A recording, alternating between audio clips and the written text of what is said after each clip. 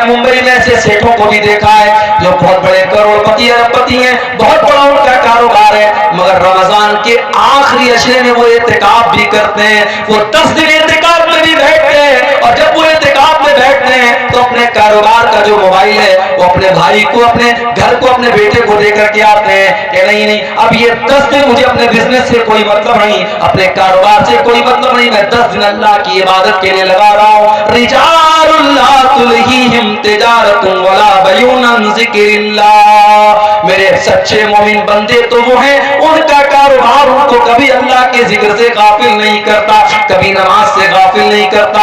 यखाफून यौमन ततक़ल्लबु फ़ीहिल क़ुलूब वल अबसार, इसलिए कि वो क़यामत के दिन से डरते हैं जिस दिन लोगों की दहशत का बड़ा बुरा आलम होगा।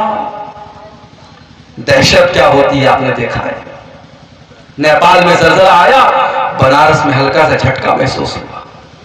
मैं तो उस वक्त ट्रेन में सफर कर रहा था, सुबह मेरी बीवी का फोन आया, कहने लगी रात में ज़लज़ला, आपने देखा ज़लज़ला आया? तो मैंने कहा मैं तो ट्रेन में बैठा था, ट्रेन में तो हमेशा ज़लज़ला आता रहता, ट्रेन हिलती रहती है। कहा कि नहीं, रात में बहुत सब चीजें हिल रही थी, ज़लज़ला आया था। 2 दिन तक बनारस में लोगों के पेट मुंह से खाना उतर नहीं रहा था, लोग दहशत के आलम में थे। ज़लज़ला कहाँ आया था? नेपाल में आया था। उसका झटका दिल्ली और उत्तर भारत में कहीं कहीं महसूस हुआ था, और ये छोटा सा ज़लज़ला था जो नेपाल में आया था। इज़ा ज़ुलज़िलतिल अर्ज़ु ज़िलज़ालहा, जब वो ज़लज़ला आएगा जो सिर्फ उत्तर भारत में नहीं, सिर्फ दक्षिण भारत में नहीं, मध्य प्रदेश में नहीं, महाराष्ट्र में नहीं, गुजरात में नहीं, इज़ा ज़ुलज़िलतिल अर्ज़ु ज़िलज़ालहा, जब पूरी धरती को अल्लाह ताला हिला देगा, वो अखरजतिल अर्ज़ु अस्क़ालहा, और जमीन अपने सारे बोझ निकाल देगी। अच्छा, ये बोझ निकाल देगी, इसका क्या मतलब है? इसका मतलब यह है कि जमीन के अंदर जो हीरे जवाहरात, सोने चांदी और कीमती मेटल्स है, सब बाहर निकल जाएगा। जमीन अपने सारे खजाने निकाल देगी। और एक मतलब यह भी है कि जमीन के अंदर जितने मुर्दे हैं, कयामत दिन सब जिंदा हो जाएंगे। वक़ालल इंसानु मा लहा, और इंसान कहेगा इस जमीन को क्या हो गया है? यौमइज़िन तुहद्दिसु अख़बारहा, और क़यामत के दिन जमीन अपनी बातें बयान करेगी, जमीन बोलेगी बिअन्ना रब्बका औहा लहा, क्योंकि उस जमीन को अल्लाह ताला हुक्म देगा बोलने का।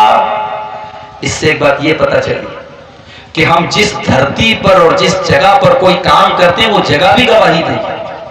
मिसाल के तौर पर इस गांव में आज ये जलसा हो रहा है, अब जलसे वालों का कहना है कि हमें उम्मीद नहीं थी कि इतनी सारी पब्लिक आ जाएगी, क्योंकि इलाका बहुत पिछड़ा हुआ है, आने जाने का जो रास्ता है बहुत मुश्किल है, बहुत टफ है, फिर भी लोग आए। और इस वक्त जो है रात के तकरीबन 1:15 बज रहे हैं, लोग जमे हुए हैं, माएँ बहनें हमारी बैठी हैं। ये इलाका, ये पिंडाल, ये पूरी धरती बोलेगी कयामत दिन कि हाँ, यहाँ रात को 1:15 बजे तक, 1:30 बजे तक, 2 बजे तक तेरे दीन की बातें हुई थी, कुरान हदीस की बातें हुई थी।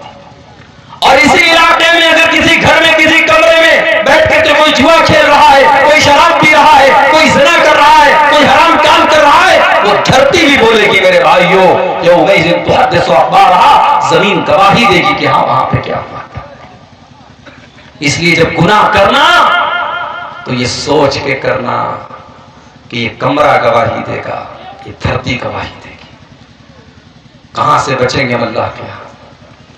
आगे रमजान का महीना आ रहा है मेरे भाई।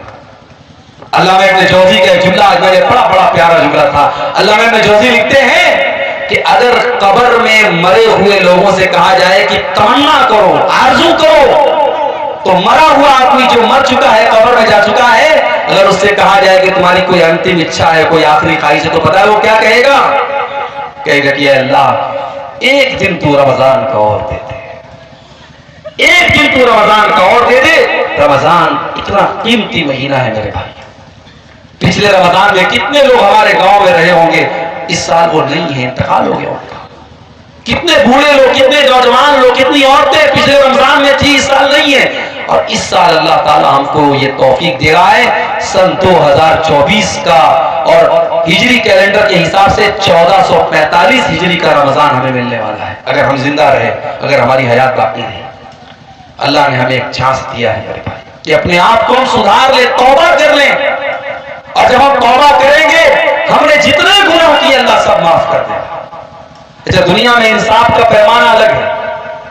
دنیا کا انصاف کیا کہتا ہے کہ اگر کسی نے اچھا کام کیا اس کو بدلہ دیا جائے، کسی نے برا کام کیا اس کو سزا دی جائے۔ دنیا کا انصاف تو یہی ہے۔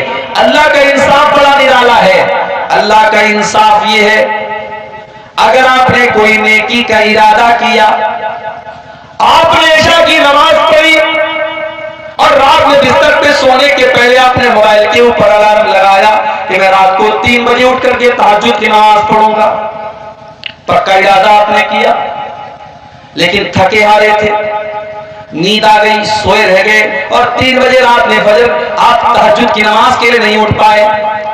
اللہ کے نبی فرماتے جب بندہ نیکی کا پکا ارادہ کرتا ہے اور کسی وجہ سے وہ نیکی نہیں کر پاتا ہے، اللہ کہتا ہے اکتبوا لہ حسنۃ، میرے بندے کے نام اعمال میں ایک نیکی لکھ دو۔ اس نے کیا نہیں تھا، ارادہ کیا تھا، پکا ارادہ کیا۔ اور اگر بندہ وہ نیکی کا کام کر لیتا ہے، اللہ فرشتوں سے کہتا ہے اکتبوا لہ 10 حسنات، اس کے نام اعمال میں 10 نیکی لکھ دو۔ نیکی کا ارادہ کیا تو 1 نیکی کا ثواب، اور نیکی کر لیا تو 10 نیکی کا ثواب۔ اس کے بعد ایک اور بندہ آتا ہے اور وہ گناہ کرتا ہے، اللہ فرماتا ہے اس کے نام اعمال میں 1 گناہ لکھو۔ اس نے گناہ کا ارادہ کیا تھا، اللہ کہتا ہے 1 گناہ لکھو۔ اس نے گناہ کر لیا تھا، اللہ کہتا ہے 1 گناہ لکھو۔ اور ایک دوسرا انسان آتا ہے جو گناہ کا ارادہ کرتا ہے، اللہ فرشتوں سے کہتا ہے ہولڈ کرو، انتظار کرو، ویٹ کرو، دیکھتے رہو وہ گناہ کرتا ہے کہ نہیں کرتا ہے۔ اگر بندے نے گناہ کا ارادہ کیا اور پھر ارادہ کرنے کے بعد اس نے گناہ نہیں کیا، اس نے اپنے دامن کو گناہ سے بچا لیا، اللہ کے نبی فرماتے ہیں کہ اللہ تعالیٰ فرشتوں سے کہتا ہے اکتبوا لہ حسنۃ، میرے بندے کے نام اعمال میں 1 نیکی لکھ دو۔ فرشتے کہتے ہیں اللہ اس نے تو کوئی نیکی کا کام نہ کیا، اس نے تو کوئی اچھا کام نہ کیا، اے اللہ اس نے تو برائی کا ارادہ کیا تھا، اس نے تو شراب پینے کا ارادہ کیا تھا، اس نے تو زنا کرنے کا ارادہ کیا تھا، اے اللہ اس نے غلط کام کرنے کا ارادہ کیا تھا اور بعد میں اس نے غلط کام نہیں کیا، اور تو کہہ رہا ہے کہ ہم 1 نیکی لکھ دے۔ اللہ فرماتا ہے انما ترکھا من جرایا، میرے بندے نے میرے ڈر سے گناہ کو چھوڑا ہے، میرے خوف سے گناہ کو چھوڑا ہے، میرے بندے کے نام اعمال میں 1 نیکی لکھ دو۔ یہ ہے اللہ کا انصاف۔ اتنا کریم ہے ہمارا رب، اتنا رحیم ہے، اتنا مہربان ہے، اور ہم اتنے بڑے نالائق ہیں، ناشکر ہیں کہ اس اللہ سے ہم توبہ بھی نہیں کرتے۔ میرے بھائیو اللہ کو کیا پڑی ہے کہ اللہ اپنا عذاب ہم پر نازل کرے گا؟ یہ جتنے پریشانیاں ہم پر آ رہی ہیں یہ ہمارے اپنے کرتوتوں کا نتیجہ ہے۔ اللہ ہم پر عذاب بھیجنا نہیں چاہتا ہے۔ اللہ تو خود قرآن میں کہتا ہے ما یفعل اللہ بعذابکم ان شکرتم وآمنتم وکان اللہ شاکرا علیما۔ اللہ تم پر اپنا عذاب بھیج کر کے کیا کرے گا؟ اے میرے بندو اگر تم اللہ کا شکریہ ادا کرنے والے بن جاؤ، تو اللہ کے اوپر ایمان لانے والے بن جاؤ، تو اللہ تعالیٰ تم پر اپنا عذاب نازل کر کے کیا کرے گا؟ اس لیے میرے بھائیوں فتنوں کے اس دور میں اگر ہم سے کچھ گناہ کے کام ہوئے ہیں، ہم اللہ سے توبہ کر لیں اور اپنے آپ کو جہنم کی آگ سے بچائیں۔ اور جہنم کی آگ سے بچانے کے لیے بہت سارے نیکی کے کام آپ کر سکتے ہیں۔ اللہ کے نبی نے فرمایا اتقوا النار ولو بشق تمرہ، کھجور کا ٹکڑا بھی اللہ کے راستے میں دے کر کے اپنے آپ کو جہنم کی آگ سے بچا سکتے ہو تو بچا لو۔ یہ مدرسہ ہے، یہ مسجدیں ہیں، یہ دین کا کام ہے جہاں آپ سے چندے کی اپیل کی جا رہی ہے۔ اللہ کا شکر ادا کرو کہ آپ سے چندہ مانگا جا رہا ہے، آپ سے باقاعدہ مولوی لوگ مائک پر آ کر کے آپ سے اپیل کر رہے ہیں، ورنہ قیامت کے پہلے تو ایک ایسا دور بھی آئے گا، اللہ کے نبی فرماتے ہیں کہ صدقہ دینے والا صدقہ لے کر کے نکلے گا، مال لے کر کے نکلے گا، اور کوئی اس کا صدقہ قبول کرنے والا نہیں ہوگا۔ اتنا مال لوگوں کے پاس آ جائے گا، اتنا پیسہ لوگوں کے پاس آ جائے گا کہ صدقہ کرنے والا اور دان دینے والا دان دینا چاہے گا اور صدقہ کرنا چاہے گا، مگر اس کے صدقہ کو کوئی قبول کرنے والا نہیں ہوگا۔ یہ موقع ہے میرے بھائی، جہنم کی آگ سے اپنے آپ کو بچا لو۔ رمضان کا مہینہ آ رہا ہے، اس میں نیکی کر کے اور اس میں روزہ رکھ کر کے، تراویح پڑھ کر کے، تہجد پڑھ کر کے، قرآن پڑھ کر کے اپنی مغفرت کا سامان کر لو میرے بھائی۔